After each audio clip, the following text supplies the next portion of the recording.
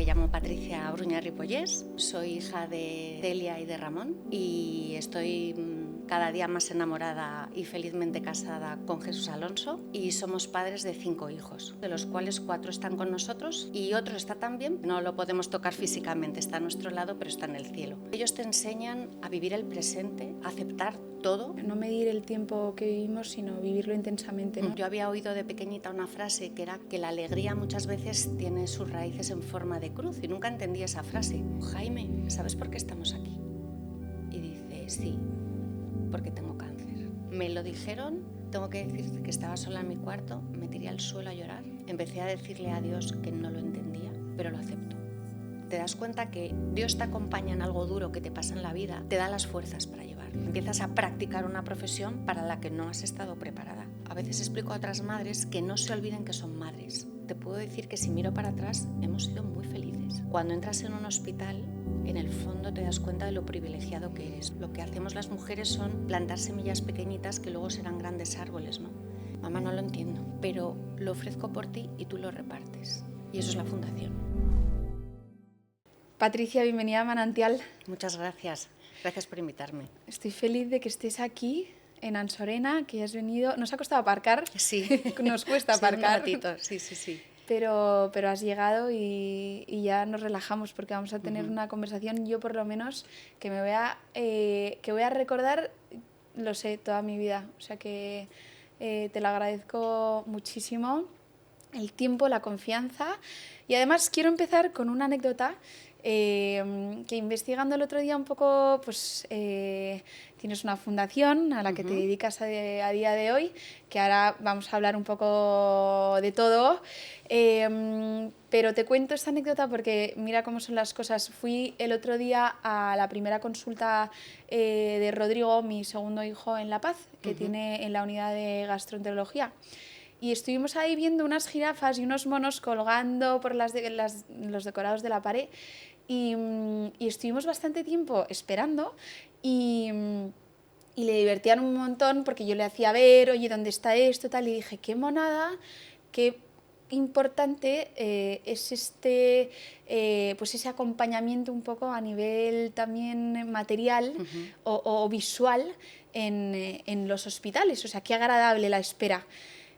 Y después me entero de que lo habéis hecho vosotros desde la fundación. Sí. Me hizo mucha ilusión esa casualidad, porque no es algo... No hay casualidades, ¿eh? Ya. Pues te lo tenía que contar, digo, se lo tengo que decir, porque es que lo pensé y encima luego descubro que...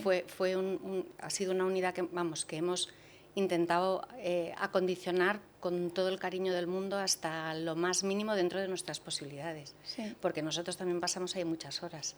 Claro. Entendiendo muy bien la realidad de lo que es la espera en un hospital. Vamos a empezar un poco el episodio. Dejo que te introduzcas, que resumas un poco tu historia de vida y que me destaques una cosa de ella a día de hoy. Pues me llamo Patricia Bruña Ripollés, soy hija de Celia y de Ramón, unos padres a los que adoro, nieta de Celia. A mis otros abuelos no tuve la suerte de conocerles y estoy cada día más enamorada y felizmente casada con Jesús Alonso, y somos padres de 5 hijos. 5 hijos, de los cuales 4 están con nosotros aquí, y otro está también, pero lo tenemos, no lo podemos tocar físicamente, está a nuestro lado, pero está en el cielo. Y esa ha sido nuestra vida, ¿no? Nuestra vida, nuestra luz y nuestra cruz, las dos cosas, pero siempre... yo había oído de pequeñita una frase que era que la alegría muchas veces tiene sus raíces en forma de cruz, y nunca entendí esa frase. Y luego ya la vida pues me ha hecho entender lo que significa, ¿no? ¿Cuántos años lleváis casados? Pues este año, el 8 de noviembre, hacemos 30 años. 30 años casados y 3 años y medio de novios. ¿Vais a celebrar? Sí, claro. Seguro. Bueno, no solo eso, sino que lo celebramos de mis 4 hijos. Tengo mi segunda hija, se casó hace 3 años y soy abuela de 2 nietas. Ah, no, nada. Y este año, en unas poquitas semanas, se casa mi otra hija Sí. y en noviembre mi otro hijo. O sea que es un año se de avecina. súper celebración. Son Época 30 intensa. años muy intensos, muy intensos. Qué bien, o sea, que Sí. celebrados por todo lo alto. Por todo lo alto, sí. Y antes de empezar un poco con la historia de tu familia, ¿no?, que has construido junto con tu marido, cuéntame algo que a día de hoy llevas muy presente, que hayas aprendido en tu casa o de tus padres. Bueno, pues de ellos todo. O sea, Ya. siempre digo que esta experiencia vital tuvo sus cimientos en la educación que nos dieron nuestros padres, ¿no? En su ejemplo, en lo escondido de cada día, en saber que hay días que todo te va a salir muy bien y otros días que todo te va a salir mal, pero no pasa nada.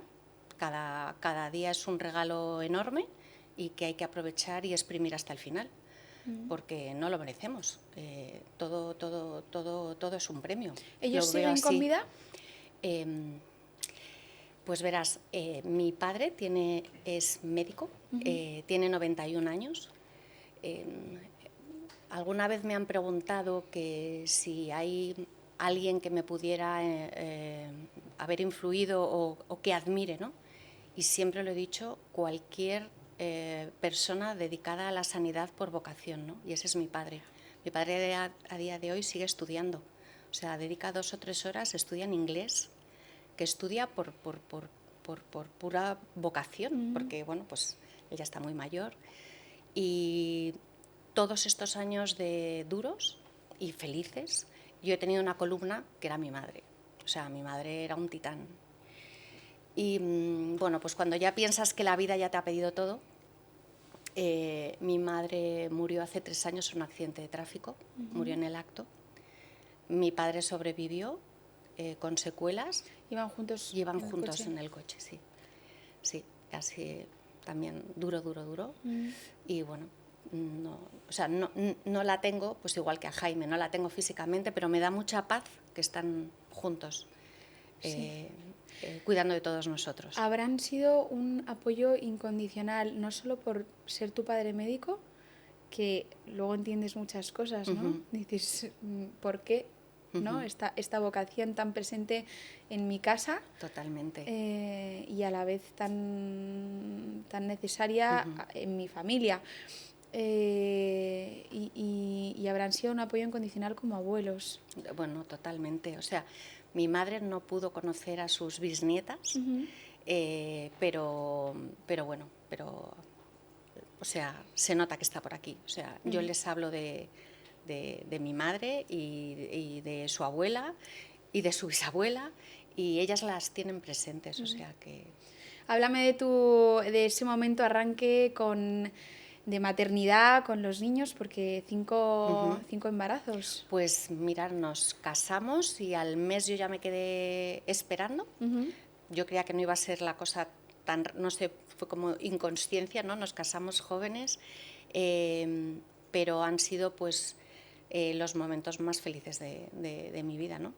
Duros porque los embarazos no eran fáciles, no fáciles de complicados, sino después de encontrarte mal, cansada, sin poder dormir bien, pero siempre, no sé, había gente que decía que parecía que estaba loca. O sea, para mí el momento del parto era un momento maravilloso. O sea, sabía que venía un momento de dolor, pero luego de mucha felicidad. Y cada hijo pues es un regalo que nos ha mandado el cielo, ¿no? Estamos muy orgullosos de ellos, porque han vivido mucho, han madurado muy rápido, y son otros de los maestros que hemos tenido a lo largo de todo este recorrido, ¿no? ¿Quiénes son? ¿Cómo se llaman? Pues mira, el mayor se llama Daniel, tiene 28 años, es un corazón enorme, una generosidad increíble. Él en un momento dado donó médula a Jaime. Le tuve que explicar que a lo mejor eso no salía bien, porque Jaime estaba muy malito, pero no le importó. O sea, es que ellos te enseñan a vivir el presente, a aceptar todo, porque al final eran niños. Entonces me enseñaron a que siempre hay que tener corazón de niña, ¿no? de cómo ellos aceptaban todo lo que les ibas contando. A veces lloraban, a veces se asustaban, pero enseguida confiaban en ti, ¿no? Entonces, ellos me han enseñado como a vivir en el presente y a confiar, porque es que ellos confiaban en nosotros, ¿no? Y luego mis hijos, los que han estado más malitos, es que les veías, o sea, su alegría era tu sonrisa, tu confianza. Y bueno, pues fueron maestros pequeñitos y ahora son maestros grandes. Y espero que lo sean para el día de mañana, Dios quiera, para sus hijos o para sus amigos o para el mundo que les toque vivir. ¿Daniel es el mayor? Daniel es el mayor, que me enrollo. Luego va Alejandra. Sí. Alejandra es una madre increíble, es la que está casada y tiene 2 niñas, Sí. o sea, es como que lo llevan en el ADN. Ella hizo Derecho y luego, o sea, es verdad que yo desde muy pequeños les he dicho que los mejores se tienen que dedicar a educación y a medicina, los mejores, ¿no? Pero sobre todo a educación. Y mis hijas, en concreto Alejandra, hizo un máster, entonces ella se habilitó para ser profesora. Sí. Lo que pasa que ahora trabaja en un equipo de desarrollo de un grupo de coles, ¿no? Luego vendría Jaime, que bueno, pues ahora cumpliría el 5 de julio 26 años. O sea, todos los 3 Todos mayores son muy súper seguidos. No, Sí. no, todos son súper seguidos. Luego viene Mariana, que es la que se va a casar ahora, que tiene 23 años. Empezó a estudiar empresariales, pero vio que no era eso lo suyo y ha hecho magisterio y psicología. Y es Otra profesora, otra grande, y es una gran profe en un colegio, en Alegra. Y luego viene Pablo, Super Pablo, que tiene 20 y que en abril hará 21. Y Pablo es... si todos mis hijos son maestros, o sea, Pablo es increíble. Pablo es la aceptación, la confianza, la fortaleza. Si me equivoco, pido perdón y me vuelvo a levantar. No tiene miedo, no tiene miedo. O sea, es como una confianza inquebrantable y una fe en Dios increíble. Aunque a veces él no se da cuenta que es eso, pero es eso. Y bueno, son regalos que nos han dado, ¿no? Que no son nuestros, que hemos tenido el honor y el privilegio de ser sus padres y acompañarles, y son nuestra vida. Háblame un poquito más de Jaime, que es el tercero, Uh-huh. que hoy cumpliría, bueno, que este año cumpliría 26. Sí. Es la debilidad, no vamos a poder evitar emocionarnos. Ya estoy yo con la piel de gallina, no solamente por lo que nos vas a contar, sino porque ya veo un poco como toda esa acción o esa por parte de los hermanos, ¿no? No puedes evitar emocionarte porque un hermano suyo le pueda, o sea, tenga esa generosidad, ¿no? De decir, oye, me someto a esta operación para poder ayudarte a ti. O sea, yo me muero, vamos, o sea, es que no puedo evitarlo. O sea, que me imagino que tú como madre, o sea... Pues mira, Jaime era, a ver...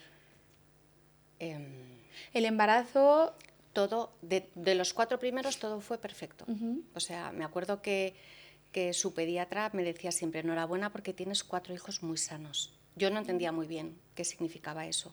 Y Jaime era un niño absolutamente sanísimo, súper deportista, era toda habilidad. O sea, con 3 años nos pidió que le quitáramos los ruedines, se montó en una bici y montaba en bici, se tiró...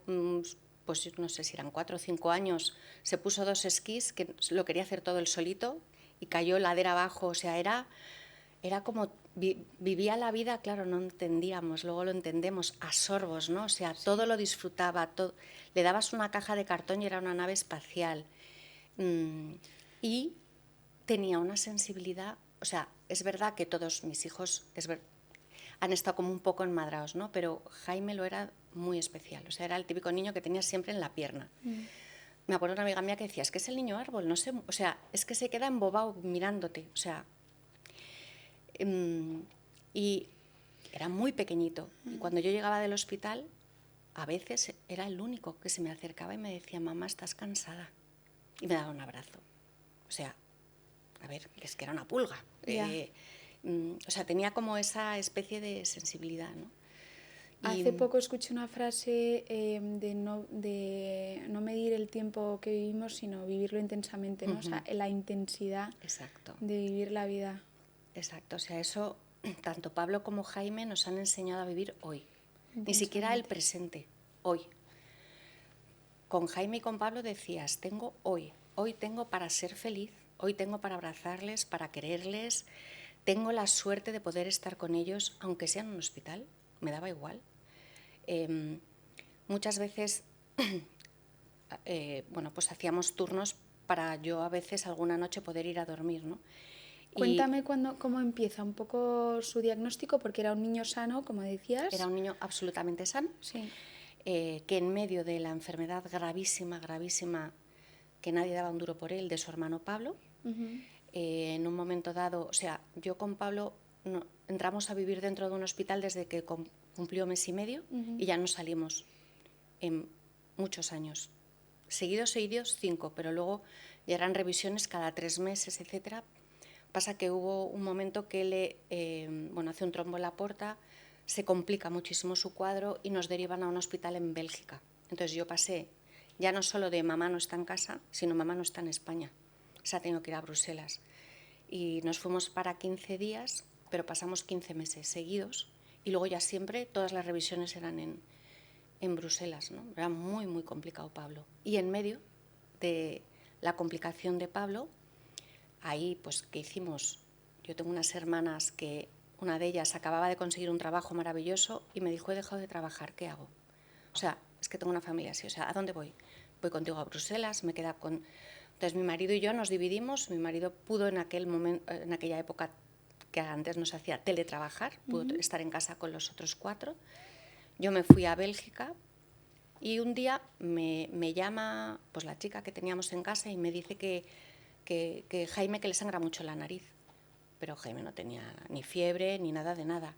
Y yo ya ese fin de semana me tocaba volver a España y a Madrid. Y como había pasado tanto tiempo en hospitales, ya crees que eres como enfermera y dices, bueno, le faltará alguna vitamina o se le ha roto algún vasito, porque le empecé a mirar, yo no sabía ni lo que era la leucemia, ni idea, o sea, es que jamás eso pasó por mi cabeza.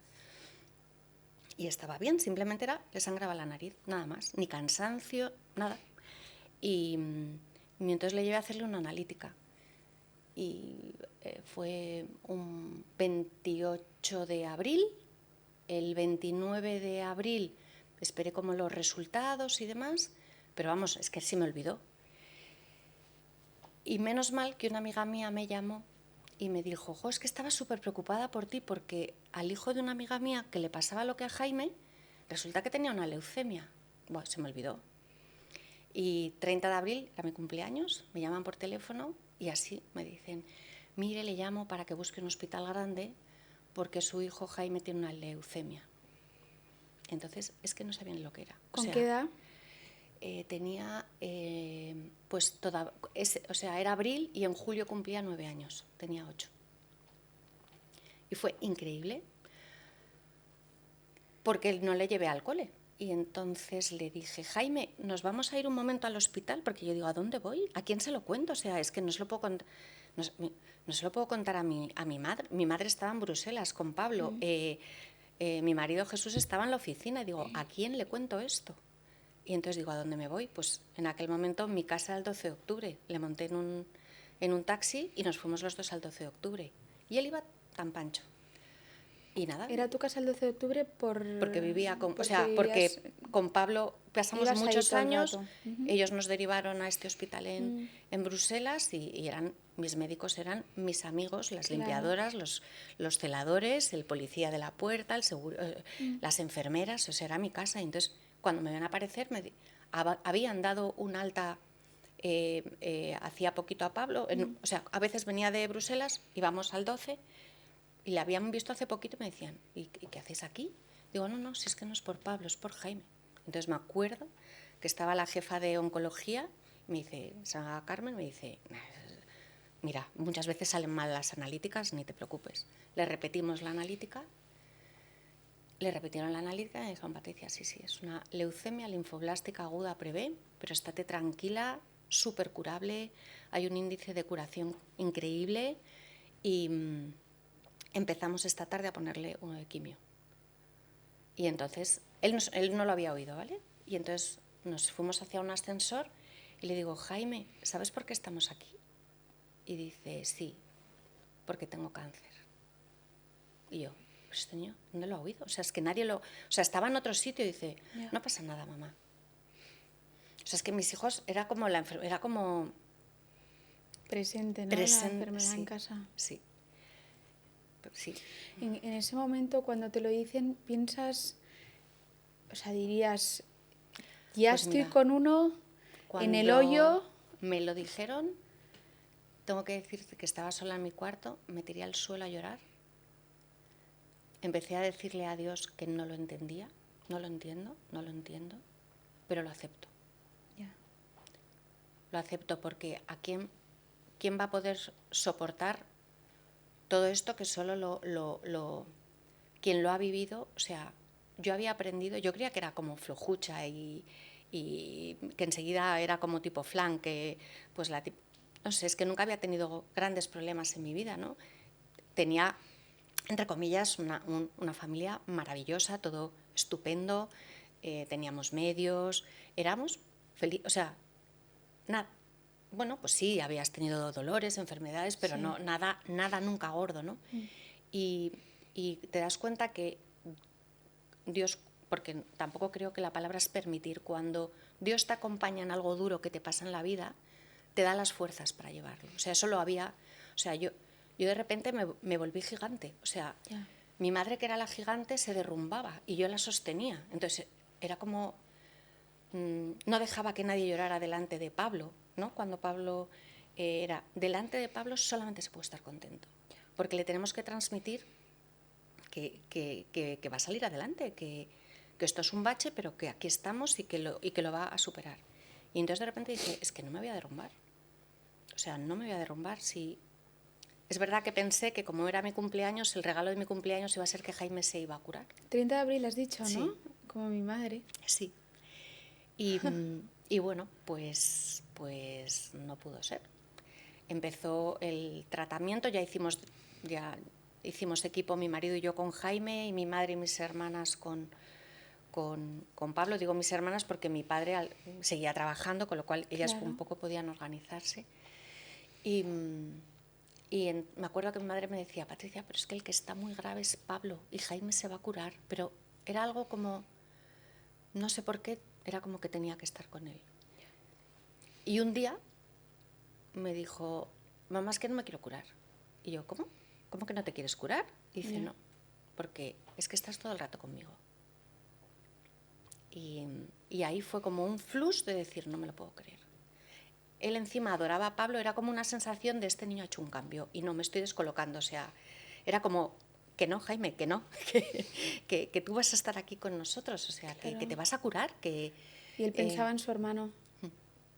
¿En qué momento, cómo gestionaste esa no lo sé, división no lo sé. entre los dos? Pues gracias al apoyo de era mi madre, que era la otra madre de Pablo, mis hermanas que se iban turnando, unas para que no estuviera nunca mi madre sola, porque, a ver, no es solamente estar en un hospital, es en un hospital, en otro país, con unas costumbres totalmente diferentes, otro idioma, que aunque más o menos te entendías en inglés, pero nosotros no hablábamos francés, y en el hospital que estábamos, gracias a Dios era francés, no era el holandés, que todavía es más complicado, pero es que da igual. O sea, el personal sanitario, me da igual el país que sea, es que son maravillosos. O sea, cuando la gente dice, no, es que no, digo, a ver, es que tenéis que ver las horas y horas y horas que cuando uno echa, así que yo me imagino que tú lo ves, ¿no?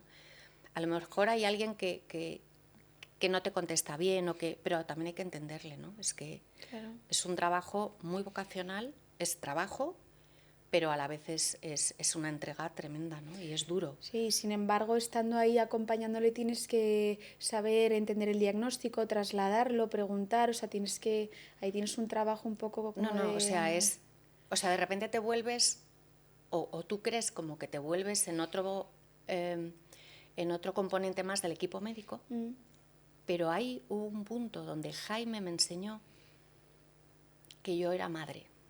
Y entonces, hay muchas veces que yo a veces explico a otras madres que no se olviden que son madres. Que es, porque sin querer, lógicamente, a ver, estás pendientes del goteo, del respirador, de la parenteral, de no sé cuántos, y de repente dices, hoy no he jugado con él, es que necesita que yo juegue con él y desconectar y que no me vea que estoy pendiente. Sí. O sea, hay que hacerlo, pero sí. Pero sí, tienes que seguir siendo madre, ¿no? No puedo entenderte mejor. A mí cuando me estoy emocionada, es que no puedo evitarlo. Es que no te quiero hacer, o sea, es que tú lo tienes entre comillas, o sea, yo voy con Pablo cada 2 meses al hospital. Ya. Se tumban en una camilla y nos dicen hasta la siguiente revisión, porque a lo mejor hay que hacerle otro trasplante, pero yo, todo eso que tú has vivido tan intensamente, yo ya lo puedo hablar con perspectiva, que no significa que me vuelva, pero yo no lo tengo, o sea, es Jaime verdad. falleció va a hacer, pues eso, estamos en el 2026, ¿no? Y murió en el 16 años. 16 años. No, y volviendo un poco al no olvidarse, ¿no? Que yo creo que se tiene que aplicar en todos los aspectos de la maternidad, independientemente si tienes un hijo con unas necesidades médicas, a veces nos centramos mucho como en educar, en enseñar, y donde se enseña mejor es en el juego, ¿no? O con los niños sobre todo, o estando. Yo me acuerdo mucho en un momento dado cuando a Rodrigo se arrancó la parenteral, ¿no? Después de 2 años en casa con la nutrición en vena en casa. Fue la primera vez como que sentí que tenía un hijo 2 años después de estar conmigo, o 1 año y medio después, ¿no? Y no un paciente. Y eso es algo que lo he llevado a fuego, o sea, como que dije, oye, tengo un hijo, no es un paciente. Entonces, eso que acabas de decir es que lo entiendo perfectamente porque estás súper pendiente de lo que le falte porque depende de ello, ¿no? O sea, a nivel vital. Exacto, o sea, es que normalmente cuando estás en un hospital, ¿no?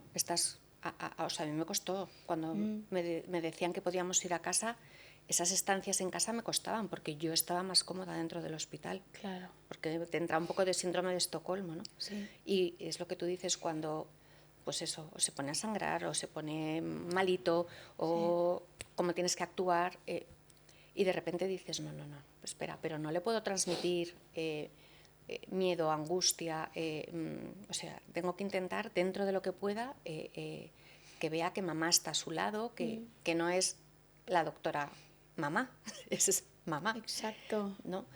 Pero es muy difícil porque de repente ponen en tus manos, si no eres médico, una responsabilidad y de repente, o sea, empiezas a practicar una profesión para la que no has estado preparada.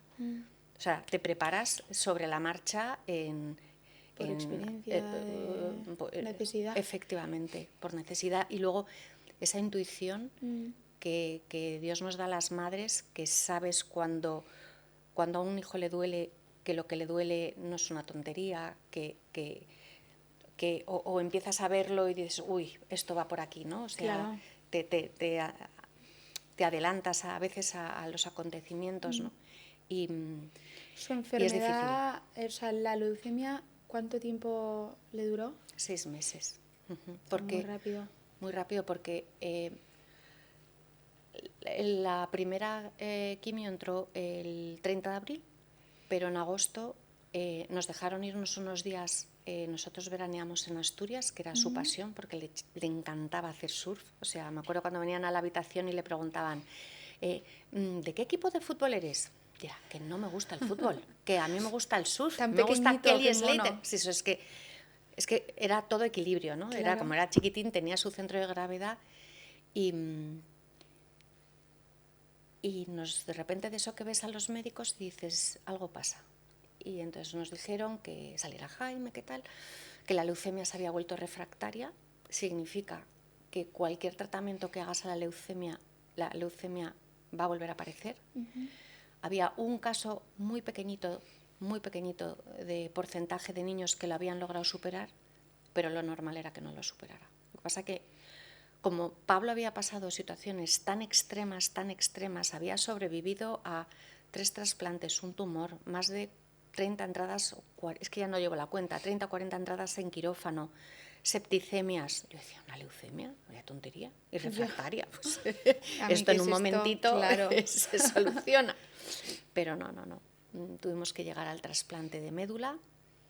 La médula prendió, ¿La de su hermano? la de su hermano, con unos efectos secundarios terribles. ¿En su hermano o en En él? él. O sea, para el que dona es un acto de generosidad muy grande porque lo pasas mal, pero el que recibe la médula a veces, hasta que prende ese proceso, es duro. Pasamos Navidad, Nochevieja en casa, adelantamos los Reyes Magos porque Pablo se volvió a poner malito y se tenía que volver a Bruselas. Eso te iba a preguntar, ¿se vieron en ese periodo? Sí. Hubo algún momento que, como Pablo se puso malito, estando en España,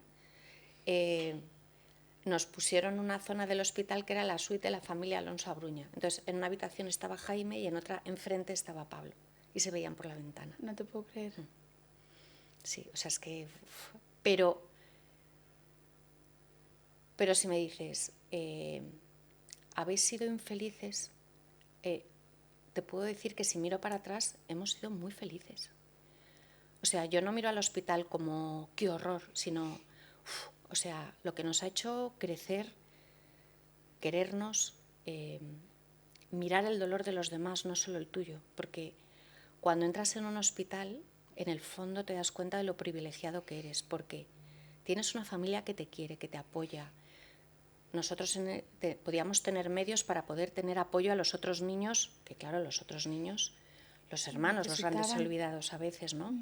O muchas veces aparecían TDAHs, déficit de atención, dificultades en el cole, pero podíamos tener como pues un profe que pudiera ayudarles, pues en un momento dado un neurólogo, un psicólogo, pero de repente te parabas. Claro, el 12 de octubre, el hospital donde estuvimos en Bélgica también es un hospital duro. O sea, es un hospital donde ves gente, ves mucho sufrimiento, no solamente por la enfermedad. Ves a madres muy solas, ves matrimonios que se rompen, ves gente que dice, no puedo más, pare usted. O sea, he llegado hasta aquí, no tengo más fuerzas. Y los entiendes, ¿no? Y entonces empiezas a ver, dices, o sea, tenemos una sanidad que es una maravilla, tenemos de verdad un personal sanitario increíble, pero sigue habiendo goteritas, ¿no? Que luego, es que voy mezclando cosas, que luego eso, cuando estuve en Bruselas, cosas que todavía aquí no las tenemos, allí era como que todos los días pasaba un psicólogo y un fisioterapeuta. Eso yo no lo había visto en la vida. Y ves de repente como cosas que parece que no son tan importantes, cómo aceleran la recuperación, hacen que la adherencia al tratamiento sea más rápida. O sea, a mi madre y a mí nos daban ganas de ir habitación por habitación, como diciendo, estate tranquila, ten fuerzas, aguanta. Querer salir de tu dolor o de tu realidad para poder ayudar al otro. Yo creo que eso es lo que nos va a llevar a lo que estás haciendo a día de hoy. Quiero que terminemos un poco como de hablar de Jaime, no por terminar, porque luego es el resto de tu vida y el resto de tu historia, ¿no? Y tu trayectoria profesional también. Pero para que nos dé tiempo en este espacio y tiempo a abarcar un poco todo, en ese momento en el que, bueno, yo me quedo con esa anécdota donde coinciden en los dos hermanos, se ven en el hospital, debe ser de los recuerdos más duros y a la vez más bonitos que tendrás. Al principio no se podían tocar porque los dos estaban inmunodeprimidos. Claro. Y cuando les dan el permiso para tocarse, porque, mira, si una de las cosas, Pablo, si sumamos los días que pudo estar con sus hermanos, que eso gracias a Dios ha cambiado, no llegaba a 60 días, no llegaba a 2 meses.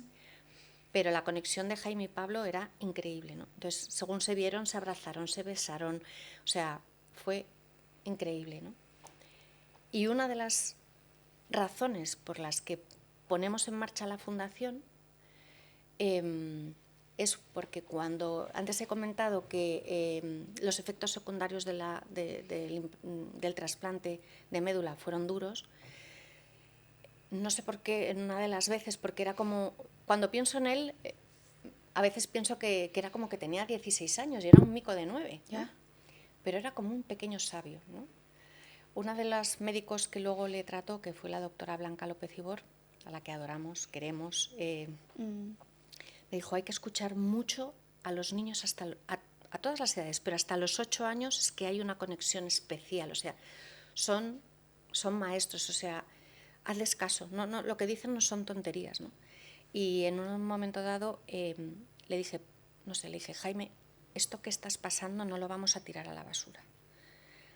Mira, lo vamos a ofrecer, se lo vamos a ofrecer a Dios, porque aunque no te lo creas, hay niños que sufren más que tú, que a lo mejor están en un campo de refugiados, no tienen medicinas, no tienen cómo calmarles el dolor, no tienen a su lado a su madre porque a lo mejor está lejos o no la tienen.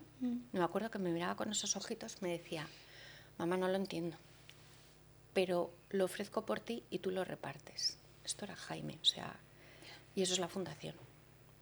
Intentamos repartir lo que la vida nos ha dado, uno, en agradecimiento al personal sanitario que tanto nos cuidó, al personal docente que tanto hicieron por mis hijos, y para poder poner nuestro pequeño granito de arena en que si podemos llegar me da igual, aunque ayudemos a 1, a 2, a 5, y poder hacer más llevadero pues una enfermedad o una situación educativa que les hace estar muy limitados en su vida, su vida de niño y en su vida luego de futuro de adulto, ¿no?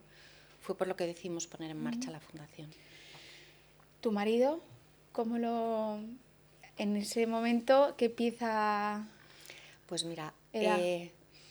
Jesús y yo somos un equipo.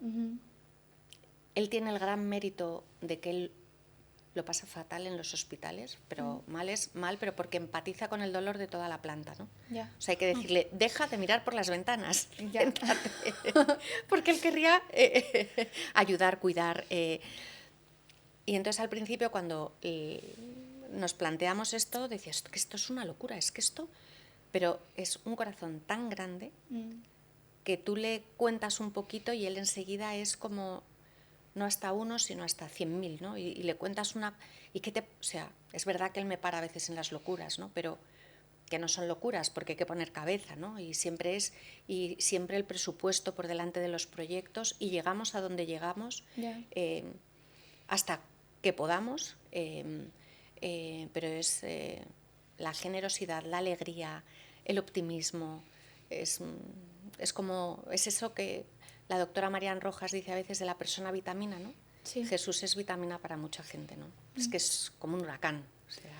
Quiero preguntarte por sus hermanos. ¿Recuerdas esa época como si fuese ayer, imagino? ¿Cómo vivieron el duelo de la muerte? Pues... ¿Y cómo lo tienen ahora de presente? Imagino que es difícil de resumir, ¿no? Pues lógicamente al principio no lo entendían, porque realmente con el que habían vivido de verdad la enfermedad y situaciones muy extremas fue con Pablo, ¿no? Pero fue como una especie de aceptación, pero aceptación hasta el punto que una de mis hijas me dijo, bueno, ahora me toca a mí, mamá, como diciendo, la siguiente seré yo, pero con una paz. Y yo, no, que esto no es así, esto no va de esto. O sea, esto no es un dominó. No, pues mira, fue como cada uno ha llevado el duelo de una forma diferente. Unos lo han llevado para adentro. A veces conmigo lo han manifestado, o sea, lo han expresado poco, porque yo les veo a veces cuando me miran de reojo porque no me quieren ver sufrir. Pero yo sé cuando lo hablan con sus novios o mi hija con el caso de su marido, que es un ser maravilloso, o mis hijos, mi hija con su novio, con sus amigas, o sea, sé hasta qué punto los tienen presentes, ¿no? A los dos, pero muy especialmente a Jaime, ¿no? Es como el ancla de nuestra familia allí arriba, ¿no? Hablabas de un proceso madurativo a lo bestia, igualmente o sea, intensamente vivido, ¿no? Por lo mismo, o sea, como una experiencia así de vida con un hermano en casa no te va a enseñar si es que ya es una lección de vida aprendida para toda tu vida. Me imagino que, claro, con la fundación, que ahora quiero que me cuentes un poco más y hablar un poco de tu trayectoria profesional, qué te ha llevado hasta aquí, o sea, esa ilusión de mujer también que tendrás un poco como madre y como mujer, ¿no? De que esa necesidad de cumplir contigo misma. Y por cerrar un poco etapa hospitalaria, Vale. Pablo, qué contradictorio, ¿no? O sea, todo complicado y de repente aquí está, nos escuchará también, que me llena a mí de responsabilidad, ¿no? Pero también de orgullo de decir, joder, qué valientes. A día de hoy, ¿cómo está? Pues a día de hoy está fenomenal, lleno de amigos, Sí. que hay momentos cuando era más pequeño que no tenía tantos amigos, lógicamente, porque hay momentos cuando van madurando también los otros niños, pues entienden y no entienden lo que es la enfermedad, ¿no? O las limitaciones. Pues ¿El qué diagnóstico tiene? Él fue por una enfermedad, entre comillas, rara, fue por el déficit de una proteína que se llama alfa-1 antitripsina, sí, que no teníamos ni idea de lo que era. Se transmite genéticamente y mi marido y yo éramos portadores. Y bueno, pues Pablo desarrolló la enfermedad y eso te lleva a que puede ocurrir que en el primer mes y medio de vida hagas cirrosis en el hígado, y eso fue lo que le pasó a Pablo. Y luego ya todas las complicaciones. No, pero no te preocupes, porque quien haga falta un trasplante es el 0,0, pues él eran todos los 0,0. Claro. ¿Que se estropea un trasplante? No. Se estropeaba el trasplante. No dos, o sea, se estropearon los 2 primeros trasplantes, se llegó al tercer trasplante, desarrolló después, debido a la inmunosupresión, un tumor en el hígado, lo superó, luego hizo un trombo en la porta, fue cuando nos derivaron a Bruselas, y luego ya ha sido siempre entradas y salidas a quirófano, septicemias de por medio, de decir, alguna vez, de llevarnos en las UCIs al típico cuartito de nosotros hemos hecho hasta aquí, y algún médico decirme, mira, es que ya está en manos de Dios, o sea, no podemos hacer más. Y Pablo salir adelante. O sea, a ver, para nosotros la fe ha sido nuestra columna, ¿no? Nuestra roca. Te iba a preguntar por eso ahora mismo, porque veo que tienes mucha fe en Dios. Habrá momentos en los que cuando esa probabilidad se daba decías, pero si yo te estoy pidiendo el milagro, si no paro de rezar, me imagino, cadenas de oración por todos lados. Bueno, igual a día de hoy sí que ves esa recompensa. ¿Sabes lo que me ocurría? Tengo la gran suerte que nunca, a ver, esto igual suena así, nunca me enfadé con Dios. ¿Por qué nunca me enfadé con Dios? Porque veía a su madre. O sea, mi visualización era la Virgen de pie en el Calvario. Y entonces decía, si Dios ni siquiera a su madre le ahorró todo ese dolor, o sea, ¿de qué me quejo? O sea, y mi hijo tiene anestesia y mi hijo tiene calmantes, y lo que le está pasando no es que hay gente que le quiere hacer daño, es que es la naturaleza humana que bueno, pues que es frágil, hay enfermedad, hay dolor, hay sufrimiento, y me ha tocado a mí, como nos puede tocar en cualquier momento a cualquier persona, ¿no? Y, o sea, luego cuando vives y conoces a otros padres que a lo mejor no han tenido la suerte de tener esa fe. Habrás coincidido con gente de enfadarse, sí, claro, de rebotarse, de no tener fe, que cada uno lo puede llevar a su manera, por como supuesto, lo lleva. Y es súper comprensible, súper respetable. Yo lo que les digo siempre es que se centren en el amor a su hijo. Y alguna vez que hemos tenido, bueno, con la doctora Blanca López Ibor durante unos años estuve yendo a un grupo de padres que hemos pasado por la pérdida de un hijo, ¿no? Ves que a los padres que no tienen fe, el ver el amor, que lo sienten igual que tú, porque yo les digo, me duele igual que a ti. Claro. La única diferencia es que yo tengo la suerte, que yo tengo la esperanza y la confianza de que le voy a volver a abrazar. Y a ti eso te falta, pero tú piensas que esa sensación de que está, es que está. Exacto, créetela. Da igual, ¿no? créetela. Sí. O sea, de acuerdo, no le llames cielo, no le llames... pero confía, o sea, ya verás. Y cuando vas viendo el paso de los meses y ves a esos padres que al principio tenían ira, odio, rabia, dolor, y el tiempo va poniendo paz, a veces años, pero va poniendo paz, no te quita el dolor, aunque no de repente no les ha llegado la fe, pero tienen... Sí alcanzan una fe, que es la fe de que su hijo de alguna forma está. Te he oído hablar alguna vez de la herida que tiene que sanar, que no deja de doler, pero que es una herida que al principio sangra, ¿no? Y que tiene que curarse, que tiene que hacerse esa costra, ¿no? De que tiene que embalsamarse, que tienes que seguir adelante con la vida. Me imagino que de manera contradictoria Pablo haya sido tu motor. El motivo por el cual seguir adelante y seguir luchando y seguir sacando adelante a tu familia, porque evidentemente... O sea, era Pablo, mis otros hijos, claro. Mi marido, o sea, era decir, aquí nadie se rinde, o sea... a ver, el dolor por la muerte de un hijo no lo suple otro hijo, ni lo suple de repente en momentos de alegría, o sea, es como que te han arrancado un trozo de tus entrañas. Y ese agujero está. Lo que pasa que es verdad que al principio es como que una lanza te atraviesa el esternón y andas con la lanza metida en el esternón y de repente poco a poco esa lanza va saliendo, queda el agujero, pero el agujero va haciendo como una especie de cicatriz y entonces puedes mirar para adentro con paz, ¿no? Y es verdad que a mí no me ha dado tiempo a olvidarme de lo que es un hospital, de lo que es el dolor, de lo que es la enfermedad, y no he querido tampoco, porque he pensado que eso podía ayudar a otros, ¿no? Exacto. Por ejemplo, ¿no? A las estancias en los hospitales. ¿Qué es lo que yo veía que funcionaba con mi hijo, ¿no? Pues es que el entorno, que parece lo pequeñito, lo que nadie ve, lo que... ¿Me resumes un poco, ya que lo estás hablando, lo que hacéis en la fundación? Vale. Y así, bueno, tiene sentido un poco lo que haces a día de hoy y por qué, ¿no? Vale.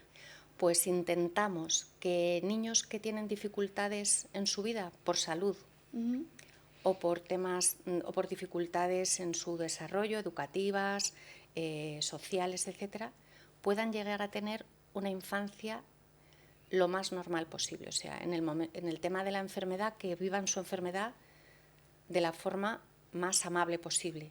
Y en el caso de dificultades de educación o temas de discapacidad, que ahí encuentren una mano amiga que les ayude a salir adelante, ¿no? Y a explicarles que no están solos. ¿Tus hijos están involucrados? A mis hijos, verás, ¿Qué relación cuesta, tienen les con cuesta eso? porque les pone ahí a Jaime de primeras, ¿no? Pero o sea, están al cabo de la calle, saben cuántos niños hay en cada proyecto, en qué hospitales estamos, te dan ideas. De hecho, una de las cosas que hacen mis hijas es intentar todo lo que es la parte de atención en el aula, toda la parte de ayuda a niños con dificultades, es que ellas los han tenido, ¿no? Entonces saben ahí cómo echar una mano. Claro. Pero bueno, es que la fundación da para otro día. Para otro día entero. Bueno, quien quiera verla, que se pues que mira, cotillee. Lleva el nombre de Jaime, se llama Fundación Jaime Alonso Abruña. Somos muy pequeñitos, pero bueno, son proyectos también que a lo mejor no son muy llamativos, pero tienen mucho impacto, ¿no? O sea, ¿te has dedicado siempre al mundo fundaciones? ¿O? No, jamás en mi vida. O sea, yo yo estudié Derecho en ICADE, ¿sí? Me casé y enseguida me quedé embarazada y decidí, digo, a ver, si voy a tener hijos y yo los hijos me gustaría tenerlos seguidos, este es mi trabajo profesional ahora, ¿no? Sí. Seguí estudiando, seguí formándome, pero para mí el trabajo en casa, la maternidad y el hogar, para mí es un trabajo profesional. Lo que pasa es que nadie lo ve, a lo mejor nadie lo valora, pero tiene una importancia increíble, ¿no? Y es que no me dio tiempo tampoco, porque era un niño detrás de otro, y cuando quería levantar un poco tal, nació Pablo y ya mi vida cambió.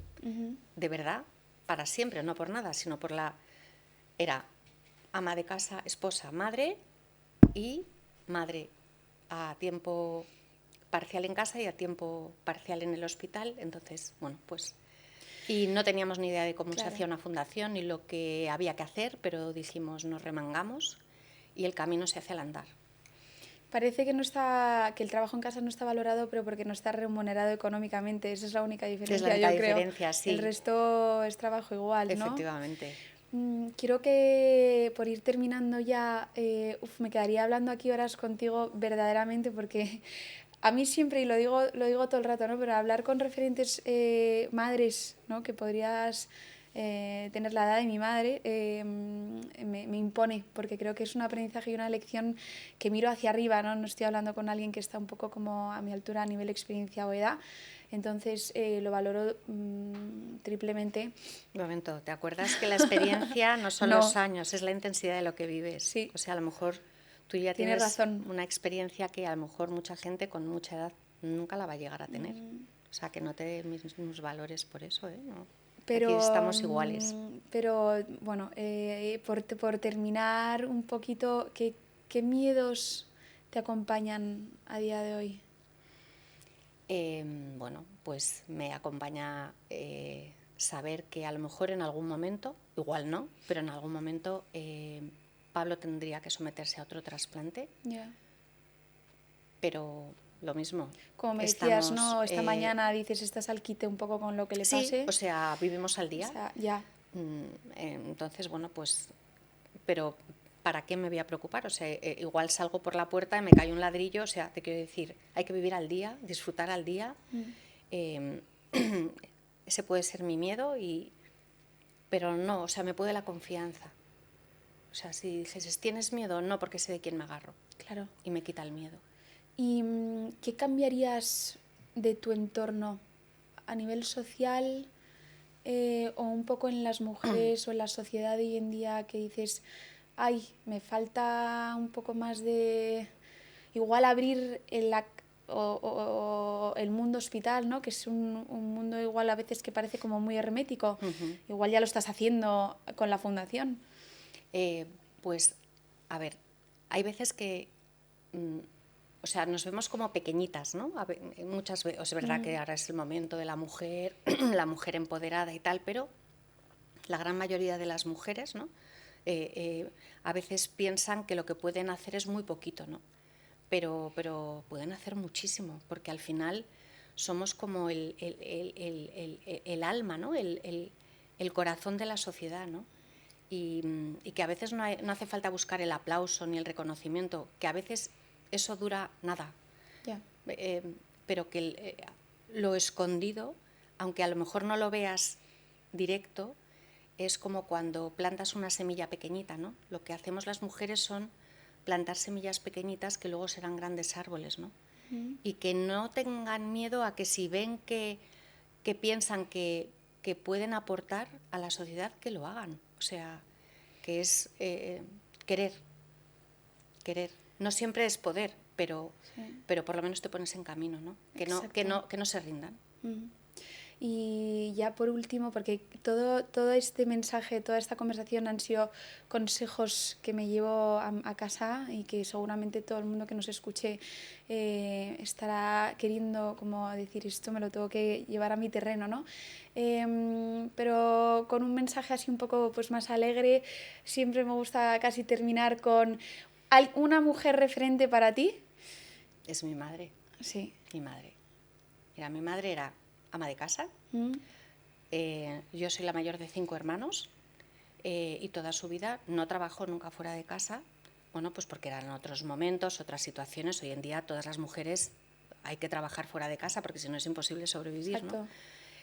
Pero me quedaré con la imagen en el funeral de mi madre, no sé si conoces que es en la parroquia de Santa Bárbara, la gente llegaba a cruzar la calle, o sea, no cabían dentro de la iglesia, o sea, eran cientos y cientos y cientos, y daba igual a donde miraras, o sea, igual estaba el portero, que el panadero, que gente súper importante, o sea, ella había llegado al corazón de toda esa gente y toda esa gente la quería, ¿no?